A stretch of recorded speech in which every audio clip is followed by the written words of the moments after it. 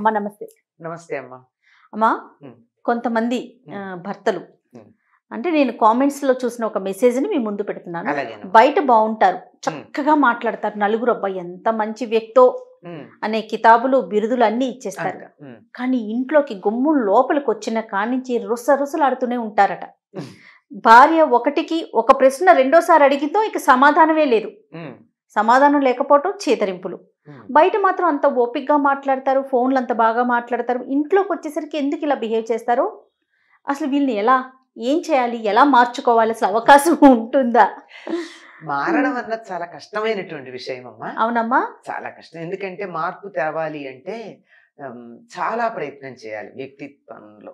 అయితే ఓర్పు ఉంటే మాత్రం అవుతుంది.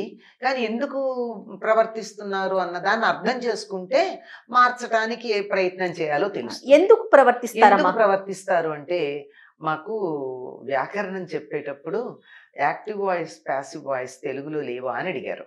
హ్మ్. ఇంగ్లీష్‌లో ఉన్నాయి కదా! హ్మ్. Active voice, passive voice. ఆ ప్రశ్న అడిగినటువంటి వ్యక్తిని ఆహ్, ఈ వ్యాకరణం చెప్పేటటువంటి ఆయన అన్నాడు, "ఎందుకు లేవు నువ్వున్నావు కదా!" అన్నాడు.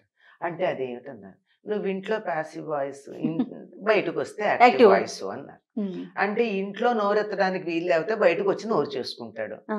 బయట బాగా వినయంగా నోరెత్తకుండా ఉండేవాడు. హ్మ్. ఇది ఇంటికెళ్ళి అక్కడ ప్రతాపం చూపిస్తాడు. అంటే మనిషిలో ఉండేటటువంటి మనస్తత్వాలు ఎక్కడో అక్కడ తన అసలు లక్షణం బ్లాస్ట్ అవ్వాలి. బయటపడాలి గనక అసలు లక్షణం ఆ!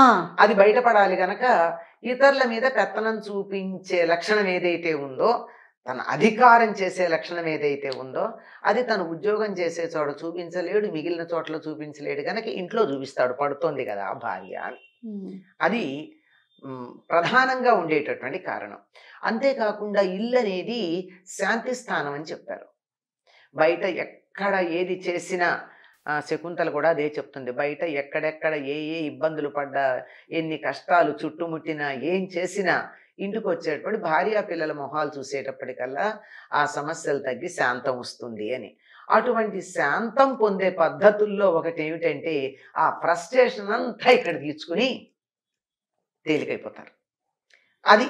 కానీ దీనికి కారణం ఏమిటంటే, ఉద్యోగ జీవితాన్ని అంటే బయట ప్రపంచంలో తను బతికే తీరుని, కుటుంబ జీవితాన్ని రెండింటిని సమన్వయం చేసుకొని ఒకేలాగా ఉండడం చేతకాకపోవడం.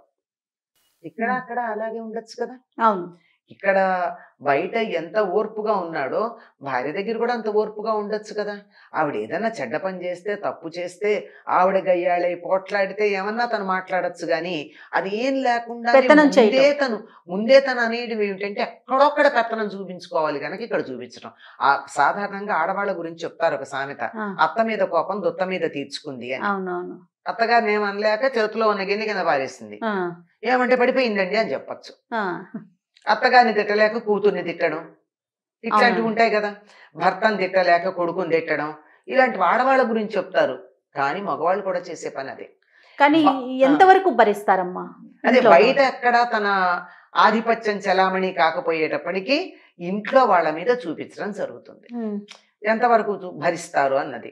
ఆ భరించే విషయం కూడా ఎందుకు చూపిస్తున్నాడు? అసమర్థత వల్ల.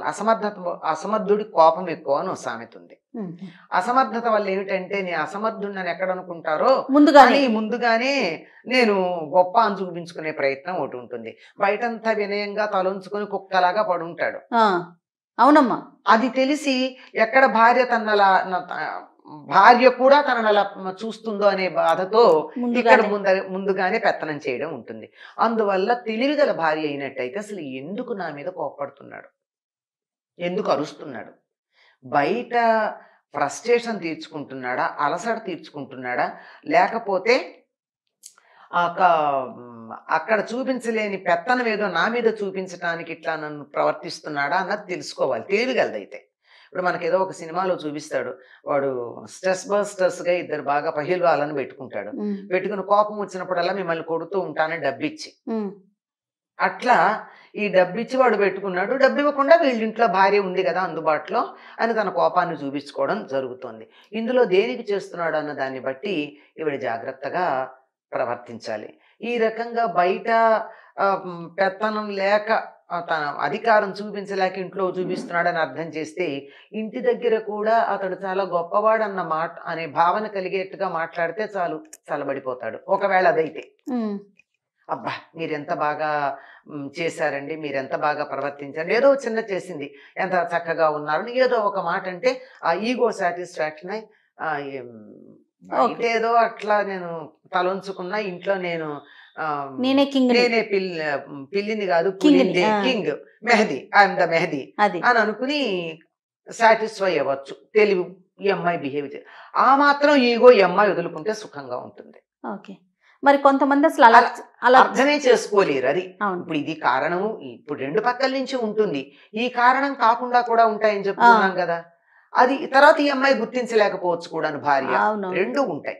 అందువల్ల ఈ కారణం కాకపోతే మరొకటేముంది, ఇట్లా కాకపోతే కోపం అక్కడ ఆపుకుని వచ్చి ఇక్కడ బయటపడతాడు. అందుకని ఇక్కడ బయటపడే పరిస్థితి లేకుండా అతను వచ్చేటప్పటికి ఎదురుగా లేకుండా పక్కన ఎక్కడా ఉండడం. అప్పుడు కూడా కోపం వస్తుంది, వచ్చేప్పటికి ఎక్కడికి పోయావని, కనపడలేదు అని. అందుకని దానికి తగినట్టుగా ఓ నిమిషం ఊరుకుంటే తగ్గిపోతుంది అన్నది అర్థం చేసుకుంటే ఊరుకోవచ్చు. నేను కొంతమందిని చూశాను, వాళ్ళు బయట ఎక్కడెక్కడో చాలా ఫ్రస్ట్రేషన్ వచ్చి ఇంటికి వచ్చి పెళ్ళాన్ని కొట్టేస్తారు కూడా, వెంటనే వెళ్ళి నగలు కొనుక్కు తీసుకొస్తారు.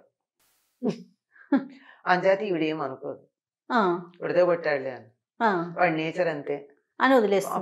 పాపం ఆయన అంతేనండి ఏదో అంటాడు, అందరూ అలా సర్దుకోలేకపోతారు కదా.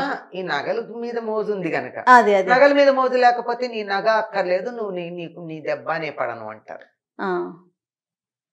చేత ఏది ఎట్లా అన్నది ఆ మనస్తత్వం ఈ మనస్తత్వం రెండూ కూడా బేరీజ్ వేయాలి. ఎవరికి వాళ్ళు డిసైడ్ ఆ అమ్మాయి తన మనస్తత్వం ఏమిటో చూసుకోవాలి, అతడెందుకు ఇట్లా చేస్తున్నాడో చూడాలి. ఈ రెండింటికి మధ్య సమన్వయం చేసుకున్నప్పుడు కొంత మార్పు ఉంటుంది. అంటే ఎందువల్ల అవుతోంది అని అర్థం చేసుకుని సమర్థించటం, అది స్వభావమే అనుకో, ఇంకా కారణం ఏం లేదు, స్వభావమే అంత స్వభావం. కొంతమంది ఉంటారు కదా దుర్వాస గోత్రోద్భవులు అంటూ ఉంటాం మనం, అంటే దుర్వాసుడు వారసులు, ఎందుకు కోపం వస్తుందో తెలియదు కానీ పాప అనవసరంగా దుర్వాసుడు అంటాం, ఆయన ఏదో పెద్ద కారణం ఉంటేనే అన్నాడు ఆయన. అవును, అగ్నిహోత్రావధానులు ఇట్లాంటి పేర్లు అంటూ ఉంటాం. అట్లాంటి వాడు అనుకోండి ఏం చేస్తాం, అతడి కోపం తగ్గించటానికి చాలా రకాల ప్రయత్నం చేయొచ్చు.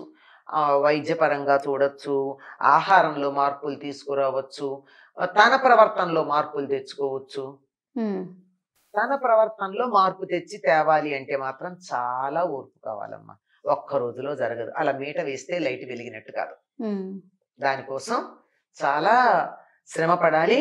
ఎంతగానో తాను ఒక మాటలో చెప్పాలంటే తపస్సు చేసిన స్థాయిలో చేయాలి. అంటే తన శక్తి పెంచుకోవాలి. అది ముందు తన శక్తి పెంచుకుని ఏమిటంటే తను ఎంతగా శక్తి పెంచుకుంటుందంటే చూడంగానే అతడిలో ఉన్న ఆవేశం అంతా తగ్గిపోయేట్టు ఉండాలి. అంత శక్తి పెంచుకునేటటువంటి సాధన చేయాలి. సాధన అంటే ఇప్పుడు నేనేది మంత్రమో జపమో చేయమని చెప్పట్లా, మనస్సుని నిగ్రహించుకోవడం. అన్నిటికన్నా దేని వల్ల ఎక్కువ బలం వస్తుంది అంటే మౌనం వల్ల. మాట్లాడకుండా ఉండి ఉండి ఉండి ఒక మాట మాట్లాడండి, భలే వస్తుంది అది తూటాలాగా.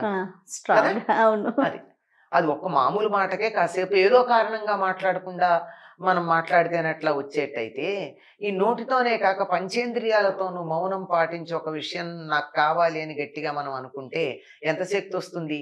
ఆ శక్తి నోటితో అనకుండానే కళ్ళ ద్వారా ప్రసరించి మార్పు రావచ్చు. కానీ దానికి చాలా ఓర్పు కావాలి, శక్తి కావాలి, సమయాన్ని వెచ్చించాలి. ఇదేం లేకుండా ఎట్లా అవుతుంది? ఇక ఆ వ్యక్తుల మీద ఆధారపడి ఉంటుందేమో, అంతే కదా. వ్యక్తుల మీద జనరల్ గా కారణాలు అనలైజ్ చేసి చెప్పాం, ఇటు కారణాలు చెప్పాం, ఇటు కారణాలు చెప్పాం. వీటిని పర్ముటేషన్స్ అండ్ కాంబినేషన్స్, ఇవి కాక వేరేవి కూడా ఉండొచ్చు. వీటిని తీసుకుని ప్రతి కేసు కూడా యూనిక్ కేసు అమ్మా, ఏ రెండు ఒకటిగా ఉంటాయి. ఆ యూనిక్ గా ఉండేటటువంటి కేసెస్ ని కేస్ స్టడీ విడిగా చేసి ఎలా అయితే సమర్థించటం వీలవుతుందో అట్లా చేయాలి. కానీ కనపడడం మాత్రం ఉంది. కాకపోతే తరచుగా ఎందుకు చేస్తారు అంటే ఆడవాళ్ల మీద ఉన్న చులకన భావం వల్ల. ఏం చేస్తున్నా అడిగిమని పడి ఉండక అని, ఉద్యోగం చేస్తోంది అనుకో, సంపాదిస్తుంటే ఉద్యోగం చేస్తోందని పొగరంటారు, చేయకపోతే పోషిస్తున్నా భరించాలంటారు. ఏదో ఒకటి తమ ప్రవర్తనని అవును. సమర్థించుకోవడానికి చెప్పినటువంటి మాటలు తప్ప ఇవి వాస్తవం కాదు. వారికి వారు మారాలి కదా, మనతో పాటు ఉన్న మనిషి ఎంతవరకు సంతోషంగా ఉందన్న విషయాన్ని వాళ్ళు కూడా వాళ్ళలో గుర్తించాలి. మార్పు రావాలి. ఆ మార్పు రావడానికి వీళ్ళు ప్రయత్నం చేయాలి. చెప్పానుగా, ఆ, తమ శక్తిని పెంచుకుని తను సంతోషంగా ఉంటే అవతల వ్యక్తికి ఎంత సంతోషం కలిగించగలదు అనేది తెలియజేయాలి. తను దుఃఖపడితే ఆ సంతోషం ఎంత తగ్గుతుంది అన్న తెలియచెప్పాలి. ఇది ఒక్క రోజులో రాదు కదా, రాదు. అనేక మార్లు చేయాలి. దానికి ఎంతో ఓర్పు కావాలి. నమస్తే. నమస్తే.